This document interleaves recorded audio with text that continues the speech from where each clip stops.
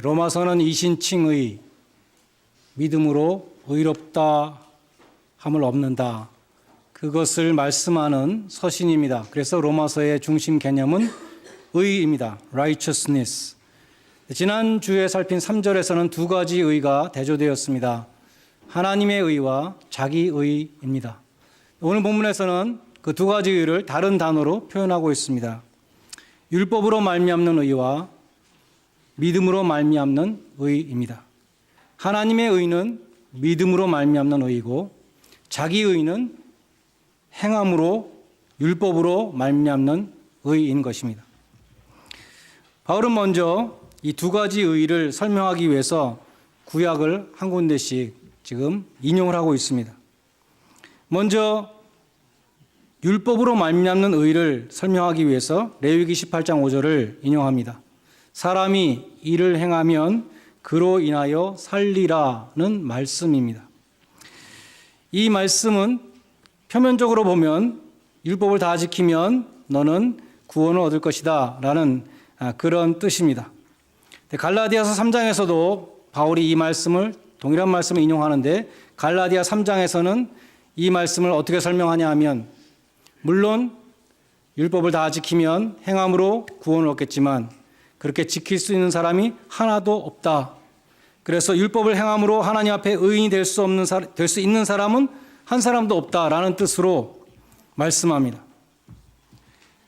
누구든지 율법책에 기록된 대로 온갖 일을 행하지 않는 사람은 온갖 일을 항상 행하지 않는 사람은 저주 아래 있는 자라 신명기 말씀을 인용하면서 율법에 있는 모든 그 조항들을 온갖 일들을 전부겠죠. 전부를 항상 행하지 않는 자는 저주 아래 있기 때문에 행하면 물론 구원 얻겠지만 율법으로 구원을 얻고자 하는 자는 전부 다 저주 아래 있게 된다는 그런 말씀을 하면서 마지막에 하박국 말씀을 인용합니다.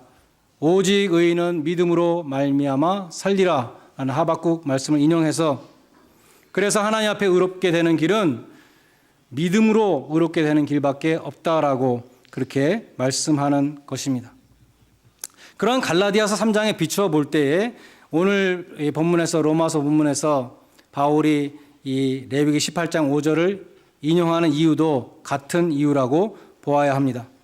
곧 율법의 행위로 말미암는 의는 성취 불가능한 이라는 것을 말씀하는 것이라는 것입니다.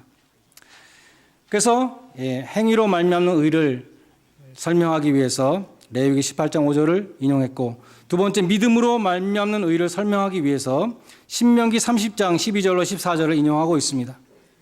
근데 바울은 우리 신명기와 바울의 인용을 비교해 보면 문자적으로 인용하고 있지 않습니다.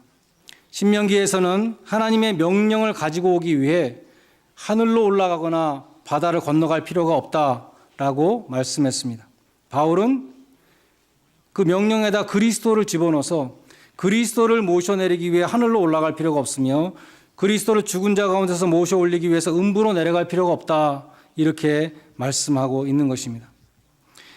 그래서 이 인용에 대한 많은 논란이 있지만 바울이 이 신명기의 말씀을 인용하는 목적은 분명합니다. 그 목적은 믿음으로 말미암는 의는 그렇게 멀리 있는 것이 아니고 너무나 가까운 곳에 있다는 것입니다. 예수님이 주님이시라고 예수를 주라고 마음으로 믿고 입술로 고백하면 그러면 누구나 구원을 얻는다라는 것을 말씀하기 위해서 신명기를 인용하고 있습니다. 바울이 이 두 가지 인용을 하는 요점은 간단합니다. 율법으로 말미암는 의는 아무도 도달할 수 없는 의이고 믿음으로 말미암는 의는 어느 누구나 오라 다 도달할 수 있다는 그러한 말씀인 것입니다. 그럼에도 오늘 본문은 이 바울 인용으로 인해서 많은 논란을 일으켰습니다. 많은 학자들이 지극히 난해한 문제라고 말하면서 시원한 대답을 주지 못합니다. 그러다가 저는 바울 서신의 최고 권위자인 주석가인 F.F. 브루스라는 학자에게서 가장 좋은 해답을 얻었습니다. 그는 간단히 이해하기 힘들다라고 말했습니다. 처음에는 이 대학자가 이렇게 말하면 너무 무책임하다 생각했었는데 우리는 때로 우리의 무지를 인정하고 고백해야 될 때도 있는 것 같습니다. 그래서 율법의 의는 우리가 구원을 얻는데 아무런 도움을 주지 못합니다. 그러면 우리에게 율법은 아무 소용이 없는 것인가? 율법은 세 가지 면에서 우리에게 매우 필요한 것입니다. 첫 번째는 율법은 우리를 그리스도에게로 인도하는 몽학선생이다. 길잡이라고 바울은 말씀합니다. 율법은 내가 하나님 앞에 얼마나 큰 죄인인가, 내가 하나님의 기준에 도달할 수 없는 사람이라는 것을 깊이 깨닫게 해주셔서, 그래서 내가 예수를 믿음으로 말미암아만이 구원을 얻을 수 있다라고 하는 그러한 깨달음을 준다는 것입니다. 그래서 예수 그리스도의 십자가를 통한 유일한 구원의 길로 나오게 하는 것입니다. 둘째로 율법은 그리스도에게서 완성되었습니다. 예수님은 삶을 통해서 율법의 온전한 의를 이루셨고 죽음을 통해서 율법의 저주를 우리 대신 다 담당하셨습니다. 그래서 우리가 예수를 믿게 될 때 우리는 더 이상 율법 아래 있는 자가 아니라 은혜 아래 있는 자로 율법의 저주로부터 우리는 해방되는 것입니다. 그래서 예수님이 다 그 완성하시고 저주를 다 푸신 그런 면에서 중요합니다. 세 번째로 율법은 구원받은 하나님의 백성들에게 삶의 규범이 된다는 것입니다. 이것이 우리들에게 해당되는 가장 중요한 것이죠. 율법은 구원받은 사람들에게 하나님의 명령대로 사는 것이 어떠한 것인가를 보여준다는 것입니다. 웨스트민스터 신학교의 조직신학 교수로 있었던 존 머레이라는 분이 1959년에 로마서 주석을 썼습니다. 근데 이분은 성서신학자가 아니라 조직신학자였습니다. 교리신학자인데, 그래서 굉장히 교리적으로 주석을 썼는데 이것이 오늘날까지도 아주 권위 있는 주석으로 꼽힙니다. 이 분은 바로 이것을 설명했어요. 율법이라는 것은 구원받은 이스라엘 백성들에게 하나님이 주신 삶의 규범이라는 것입니다. 출애굽기를 보면 맨 처음에 6월절 어린 양의 피로 구속함을 입었습니다. 우리로 말하면 예수를 믿고 구원받은 것이죠. 그다음에 홍해를 건넌 것을 사도 바울은 세례를 받았다 그러죠. 예수 믿는 사람들이 세례를 받은 것과 같습니다. 그래서 이스라엘 백성들은 6월절 어린 양의 피로 구속함을 얻고 홍해를 건너며 세례를 받은 다음에 그 다음에 시내산에서 율법을 받았다라는 것을 이 사람은 지적하면서 율법은 처음부터 그렇기 때문에 구원받은 하나님의 백성들에게 삶의 규범으로 주신 것이다 라고 그렇게 설명한 것입니다. 그런 의미에서 레위기 18장 5절도 이분은 그렇게 설명합니다. 너희가 이 율법을 행하면 살리라는 이 말씀은 구원에 이르는 방법으로서 율법을 행하라는 것이 아니라 이미 구원받은 백성으로서 하나님의 말씀에 순종할 때에 주시는 축복을 말씀한 것이라고 설명하는 것입니다. 여하튼 바울은 율법으로 말미암는 의와 믿음으로 말미암는 의, 이 두 가지 의를 설명하기 위해서 구약의 두 곳을 인용했습니다. 그 중에서 우리가 구해야 될 의는 믿음의 의입니다. 믿음으로 얻는 의에 대해서 오늘 본문은 말씀하고 있습니다. 뭐라고 말씀하는가? 마음으로 믿고 입으로 신앙을 고백함으로 구원을 얻는다는 것입니다. 누구든지 주의 이름을 부르는 자는 구원을 얻으리라는 말씀도 있습니다.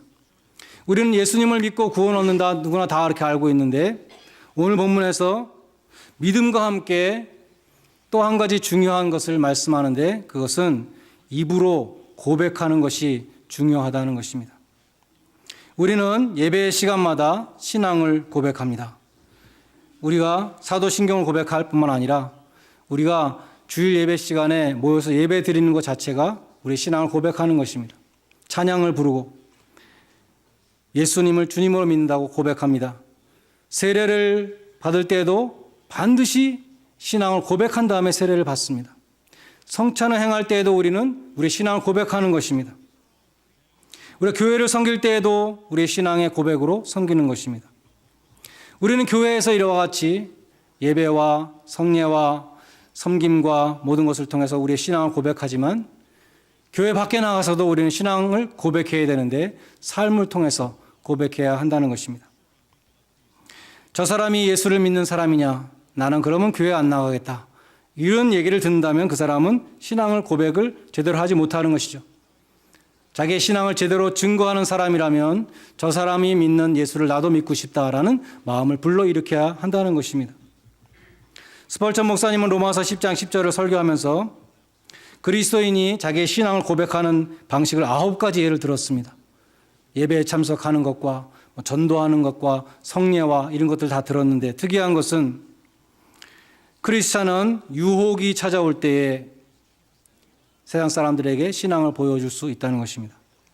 크리스찬은 고난이 찾아올 때 세상 사람들과 다른 모습을 통해서 신앙을 증거할 수 있다는 것입니다. 그리스도인들은 그처럼 삶 속에서도 주님을 증거합니다. 뿐만 아니라 크리스찬은 죽을 때에도 주님을 증거합니다. 죽을 때에도 믿는 사람은 다르게 죽는 것입니다. 많은 신앙의 위인들이 임종시에 주님을 증거했습니다. 그 중에서도 소아시아 스미르나 지방의 감독으로 있었던, 그래서 주 156년 2월 22일에 순교한 폴리캅 감독의 순교가 유명합니다. 그는 시저는 주님이다 라는 Caesar is my Lord라는 그 강요된 고백을 하지 않음으로써 화형을 당하게 됐습니다. 폴리캅을 처형장으로 끌고 가던 2명의 관리들도 마음으로 이 폴리캅 감독을 존경해서 안타까운 마음으로 그냥 시저는 주님이시다라고 한 번만 말씀하시고 화형을 면하십시오라고 그렇게 권했다는 것입니다. 그때 폴리캅은 이렇게 말했고, 그것이 기록으로 아직까지 보존되어 있습니다. 지난 86년 동안 나는 주님의 종이었습니다. 주님은 나에게 아무런 잘못도 행하지 않으셨습니다. 그런데 내가 어떻게 나를 구원하신 나의 왕을 모독할 수 있겠습니까? 라고 말했습니다. 시저를 주님이라고 고백한다면 더 이상 예수님은 주님이 아닌 것이죠. 한 사람이 두 주인을 섬길 수 없기 때문에 우리는 예수님을 주님이라고 고백할 때 오직 예수님만을 주님으로 고백하는 것입니다. 폴리캅은 진정한 크리스찬의 믿음을 죽음을 통해서 보여준 인물이었습니다.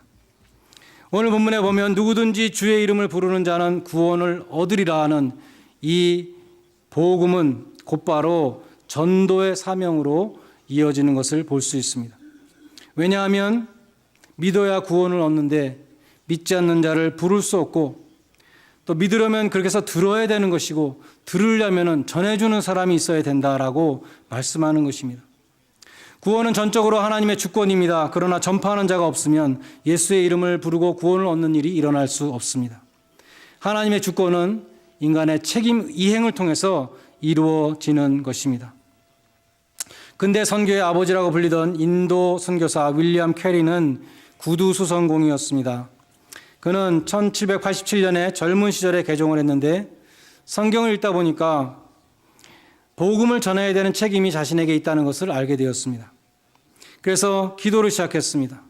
그리고 특별히 복음이 전해지지 않은 곳에 보내달라고 기도를 했습니다. 그는 인디아로 가기로 그렇게 마음을 정하고 자기 교단이 속한 그 선교위원회에 가서 청원하게 됐습니다. 근데 별 볼 일 없는 구두 수성공이 와서 그러한 부탁을 하니까 그 자리에 있던 리 랜드라는 신학자가 이렇게 말했다고 합니다. 하나님이 원하시면 자네가 없이도 그 이방인들을 구원할 수 있네. 그렇게 좀 디스커리지한 것이죠. 그러자 윌리엄 캐리는 이렇게 대답했습니다. 맞습니다. 하나님은 제가 없어도 이방인을 구원하실 수 있습니다. 그러나 제가 그 도구가 되기를 원합니다. 라고 대답했다는 것입니다. 전하는 사람이 없다면 어떻게 들을 수 있겠는가? 듣지 못한다면 어떻게 믿겠는가? 믿지 못한다면 어떻게 구원을 받을 수 있겠는가? 10장 14절 말씀입니다. 그래서 결론은 전하는 자가 있어야 구원을 받는 사람이 있다라는 것을 말씀하는 것입니다. 주변에서 복음 없이 주님 없이 살고 있는 사람들에 대해서 우리 한 사람 한 사람이 갖고 있는 책임인 것입니다. 마지막으로 전도의 책임을 다하기 위해서는 찾아가는 발이 있어야 합니다. 기원전 490년에 그리스와 페르시아가 마라톤이라는 곳에서 전쟁을 했습니다. 그 전쟁에서 그리스가 이겼는데 이겼다는 그 승전보를 가지고 마라톤에서부터 아테네까지 뛰어간 사람이 있었습니다. 그가 뛴 거리는 42.195km였습니다. 그 사람은 아테네에 가서 이겼다라는 한마디를 하고 기진해서 쓰러져 죽었다고 합니다. 그 사람을 기념해서 오늘날도 42.195km 마라톤이라는 경기가 생겨나게 된 것입니다. 오늘 본문 15절에 보면 아름답도다 좋은 소식을 전하는 자들의 발이여라고 이사야서 52장 7절을 인용합니다.